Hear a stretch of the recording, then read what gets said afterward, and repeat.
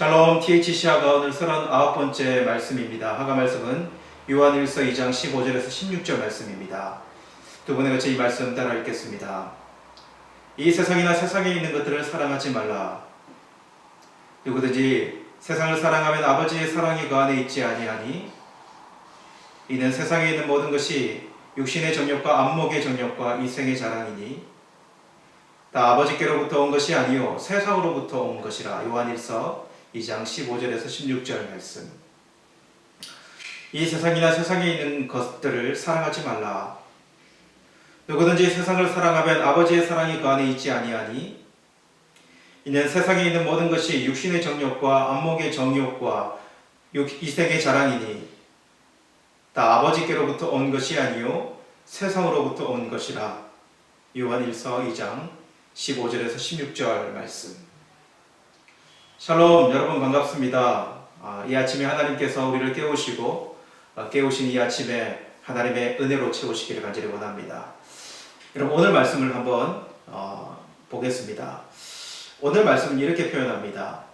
이 세상이나 세상에 있는 것들을 사랑하지 말라, 이렇게 기록합니다.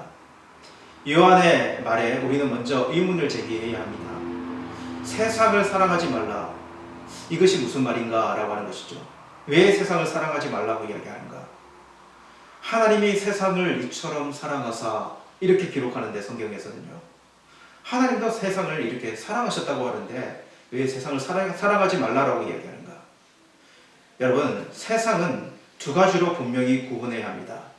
하나님이 주인이신 이 세상, 그 안에 많은 하나님이 만드신 요소들이 있죠. 하늘, 땅, 자연, 문명, 문화. 여러분, 이런 것들이 세상 안에 있는 요소들이에요. 혹시 오늘 이 말씀을 오해하면 문명 속에 살아가는 것이 잘못된 것인 것처럼 받아들일 수도 있겠다는 생각이 들어요.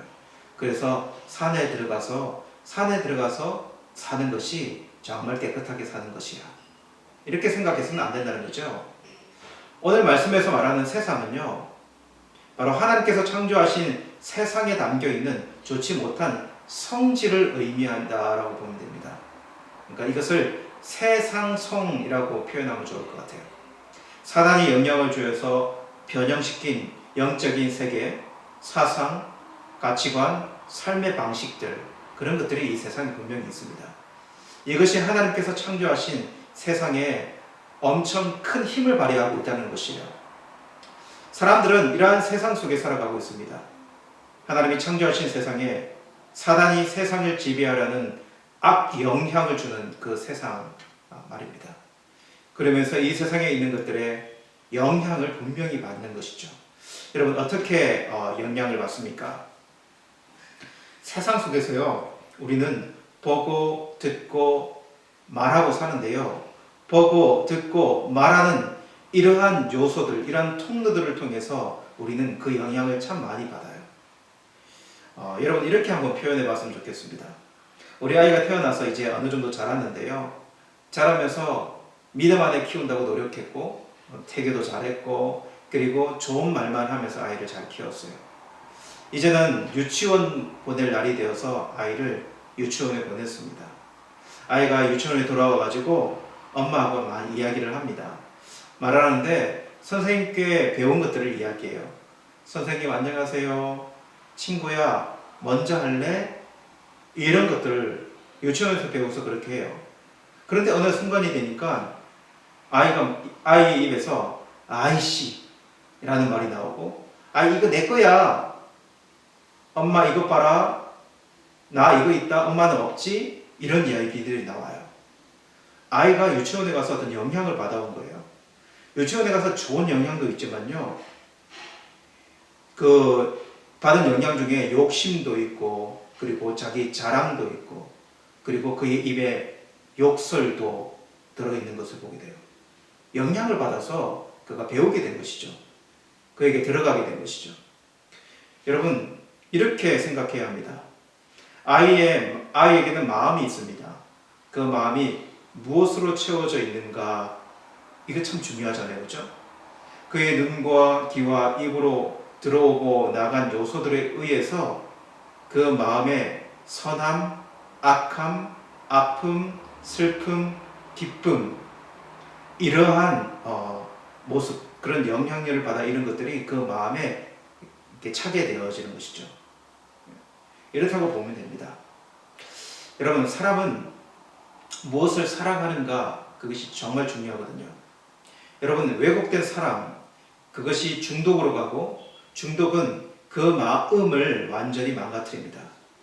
여러분, 음란한 생각이 커져서 음란물에 노출되는 사람은 그것을 깊이 사랑해서 그것에 중독되고, 그래서 그것이 중독되면 그것을 끊지 못하고, 그래서 요즘에 많이 터지는 뭐 N번방이라든지 그런 것들의 죄책감을 가지지 못하고, 그런데 그 마음을 두게 되는 것이죠.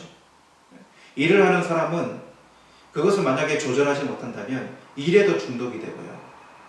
알코올, 우리가 많이 보는 드라마라든지 유튜브까지 이렇게 너무 많은 요소들이 중독이 되어 우리의 마음을 지배해버리게 되는 것이죠. 그것을 좋아하니까요. 그것을 사랑하게 되었으니까요. 여러분, 아무 것이나 우리의 마음에 담을 수 없다는 사실을 우리는 좀 기억해 볼 필요가 있어요.